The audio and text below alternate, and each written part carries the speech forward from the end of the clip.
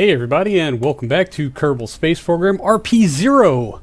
We are back at Mars again. This is the Mars 4-2. This is our latest attempt at being a glutton for punishment and trying to land something on Mars. This is the one where I've got pretty much all my eggs in its basket. It's not quite an all-engine approach to doing a landing. It does have parachutes to aid in its descent, but it's got a lot of fuel. It's got a much more powerful engine. This is the Disastrous 2 versus using multiple 1 kilonewton thrusters. It is a whole lot heavier than anything we've really sent to Mars, but I'm hoping that it's got the oomph to put itself down for a controlled, powered, soft landing. Fingers crossed. But we've made our change into Mars SOI. I've warped a few days. I made a small correction to bring our periapsis down to about 43 kilometers or so. The difference being between this and the Mars 2 mission is that this is showing up to Mars going a lot closer to Mars's relative speed. So whereas the Mars 2 hit the planet at like 9 kilometers a second and was going to require about 6 kilometers delta V to insert itself into orbit, this is only going to take a little under 5, so we're shy by a solid kilometer per second. What we are going to do, however, is kind of take the same approach, because this spacecraft is probably just as heavy, if not heavier, than the Mars 2. All of this is still full of fuel. I don't remember exactly from the live stream, but I don't think we've actually fired up this Artemis 2 yet. And if we have, it was to make a small correction. I've been making corrections. I made this small orbital correction, it was maybe 10 meters per second or so, to bring the periapsis down. I just did that on the back of all these thrusters, of which there are many thrusters. So, just real quick, I'm going to set a shutdown. Well, first I'm going to retract 2 of these panels so that I have something to turn on when we reach the other side. The lander itself is nuclear powered. It has 2 RTGs tucked in here, keeping our parachutes warm. So it's independently powered. Nothing to worry about for a shutdown sequence for it. It's just our orbiter over here. We're going to need to deactivate some antenna and some other things before we get to Mars atmosphere. And then we're going to retract everything. We're going to make a burn to slow ourselves down a little bit. And then we're going to do an about face, put this heat shield into the wind, and hopefully bleed off the rest of this speed using atmospheric forces. If not, we can turn around and correct again with the engine to make sure we hit orbit. I actually have the orbit for this set really low. As you can see, our presumed periapsis is going to be about 253 kilometers. So this is actually a lot more aggressive than the maneuver the Mars 2 had to make, in which it made a second pass to aerobrake. I do not plan on doing that with this mission. I just plan on making the sweep pass to capture into this orbit, and then one more pass will put the lander down. So let's get the show on the road.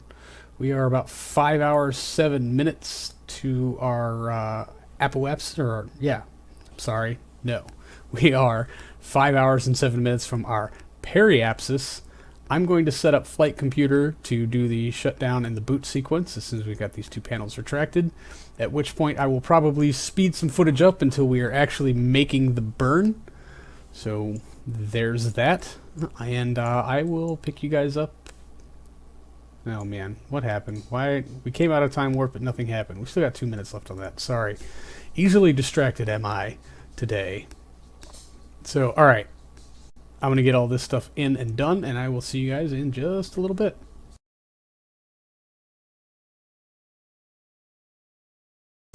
Alright, well, we're about 16 minutes out from our node, which is our periapsis.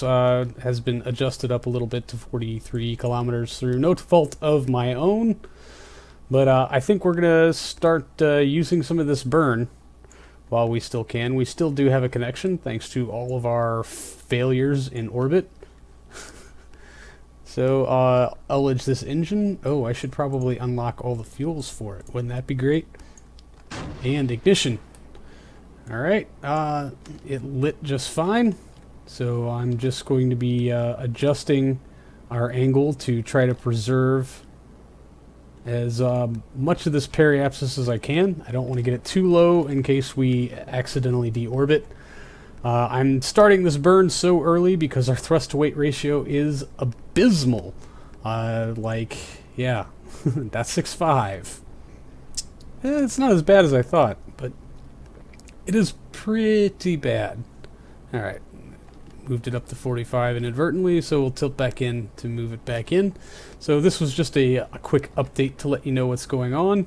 I will probably be switching back to fast forward mode as soon as we can appreciate just some of this little eye candy. Oh, that's nice. That might be our winner today.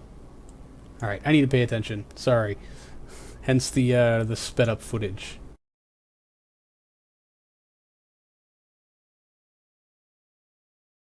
Alright. We've reached engine shutdown. Periapsis is currently at 42.6 kilometers. I guess we're going to see how well that works for us. To hit our desired orbit, we need to bleed off about 3.4 kilometers per second. I faintly suspect that that might be too low.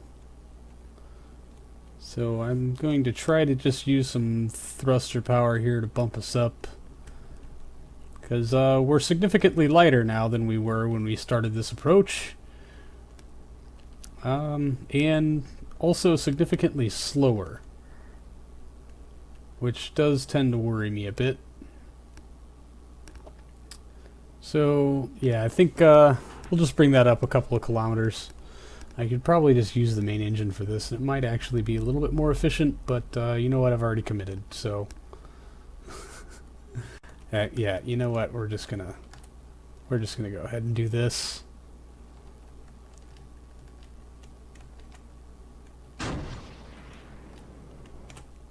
$47. That seems reasonable enough to me. It will get dropped a little bit as we push ourselves around, because now we need to face to prograde. All right, hear me, baby. Hold together. All right. Because I think it would be beneficial, because we need to keep the weight focused up here by our heat shield, I'm going to pump as much of the fuel as far forward as I can, and that includes fuel from the lander itself. You can watch our center of mass just shift. So we're going to take this large tank from the lander and pour it all into the main tank. Don't worry, it's going back. Also this aft tank, as we need to we need our center of mass as close to the heat shield as we can get, and it looks like currently our center of mass is about right here, which is interesting. As long as we still good, we've got thruster control back there. Actually, I'm gonna leave those tanks, but I'm going to move this one, which is way smaller, but probably the one that I will forget upon landing. No big deal. Alright, well, oy vey.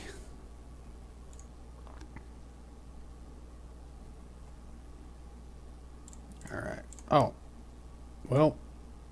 Okay, that was not what I wanted to do. Add maneuver. Fine.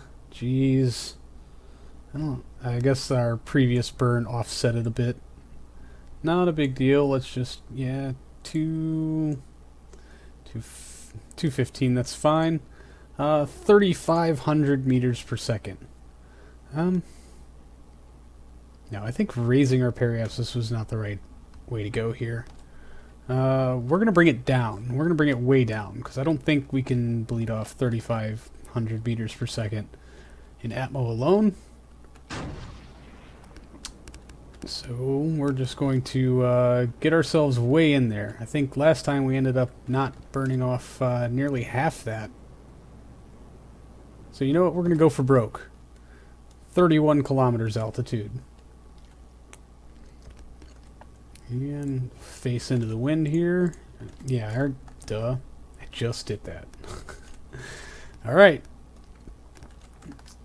let's, we've got ourselves angled in. We'll try to make some small adjustments to our heading as we're traveling through the atmosphere to try to push the spacecraft down and slow ourselves up some more. More time in the atmosphere means more good quality braking. I will say this is the most aggressive. Wow, it warped us to 70 kilometers. Oh my god. I feel like we missed out on a lot of good braking time there. That was not fair. Not fair at all. Yeah, I don't feel like these thrusters have any real effect. Okay, wow, we're we're in it. Oh god, look at our radar altitude, 40, 30. That's falling really fast. That's more than 10 kilometers offset. Oh boy, I hope there isn't a big hill. That would be horrible. Alright, let's... I think it's a bit, oh boy. Alright, come on, man. Hear me, baby, hold together. So, I don't think we need this heat shield twice, but it's really not ablating very much. Well, you wouldn't know it from the fireball plasma trail we're leaving behind. We're still falling. Current altitude, 34 kilometers. We've pushed our periapsis down to 30, and it's still falling. Radar altitude is 19 kilometers. 18 kilometers.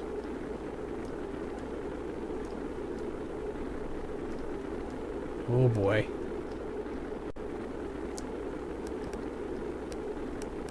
10 seconds to periapsis. Looks like we've burned off about 1.5 kilometers. I think that's probably the most effective aerobraking we've ever gotten here at Mars, but we're also very, very low. We're starting our climb. God, 17 kilometers altitude. My god. This is probably about where our landing site is going to be, if not just a little ahead of us, so we'll call this a nice scouting run, perhaps? Oh boy. 1.5 kilometers left to shed. There's our capture. Please don't deorbit. Please don't deorbit. Let's see if we can't get some lift off of this heat shield. Lift, you crazy bastard, lift! With this much deceleration, I won't be able to ullage the engine either. So, we're just here. This is what's happening. 35 kilometers altitude, 24 kilometers actual, 900 meters per second left to shed. I think we're in good shape for that. Considering if we actually aerobrake at this altitude, that's about the grand total of what we get. Maybe a little less. But we've got I mean, there may not be very much to it, but we've got a lot of atmosphere to get out of still.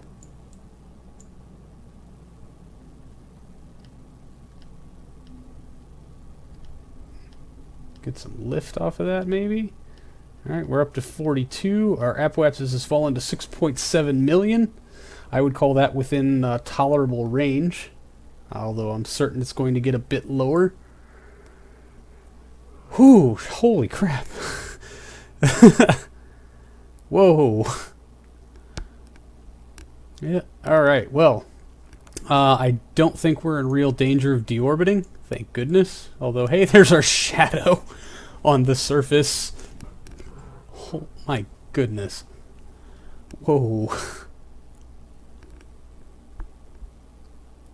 Yeah, 5.2 million. That's not bad, really. I guess I can also start pumping fuel back into the lander to make sure I don't accidentally burn it all off. So we'll start from the top. In.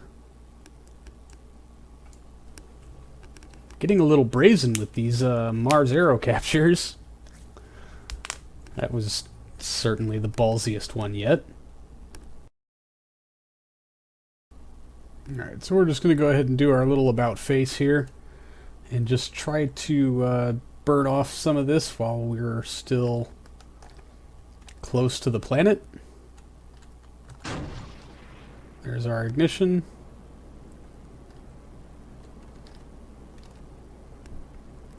And now that our lander is fully fueled, we can just spend as much of this as we want, really. Yeah, 500 some odd meters per second. Ah, that's well within budget, and it gives the orbiter stage well more than enough time, or more than enough delta V to not deorbit itself. We'll probably just leave the lander on. Well, no, we'll raise our periapsis a bit, certainly. I think it's only right that we don't slam it wholeheartedly into the surface. I know it's supposed to be an all-engine lander, but it does have parachutes, and the more time we can drag through the atmosphere, the longer our engine has time to work. So, I'd like to not actually deorbit. That's making that happen faster. So let's angle ourselves out just a bit. Yeah, okay, that's making our periapsis climb. So if we can just do both of these at the same time, I think I'll be alright with that. Alright, we're going to shut down. 900 some odd kilometers is really not that bad. But we'll get around to our apoapsis and straighten out just a bit. We can get rid of that now. That worked pretty well, I'd have to say. Alright, let's just bump that up a bit. That takes it to 84. That's a bit... Wow. 73.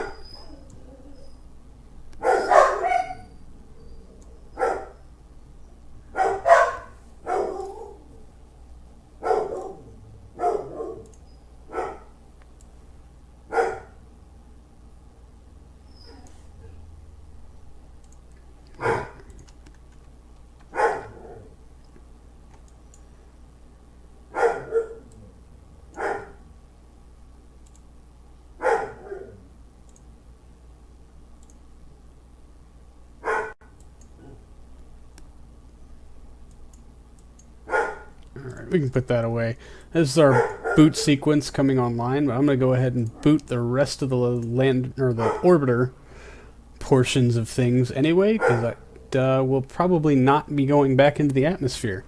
At least that's what we hope. And I will also be double checking our parachutes, making sure that they are set to something reasonable. But I guess to do all of that, yeah, let's clear out our signal delay. Yeah, we'll just let these other two open just so I don't issue double commands. There they go. Alright.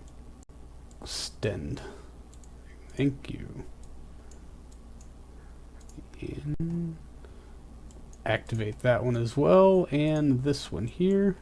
We probably don't need to have our second long range high gain open. There's no bonus for having multiples of those. Alright, 33 minutes to our corrective maneuver. Let's get around and get that done.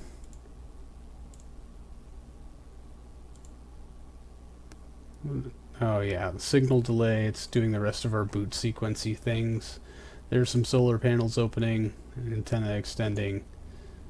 Yeah, okay, good. Everything has booted up just as it is supposed to.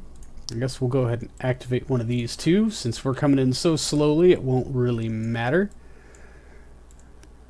Alright.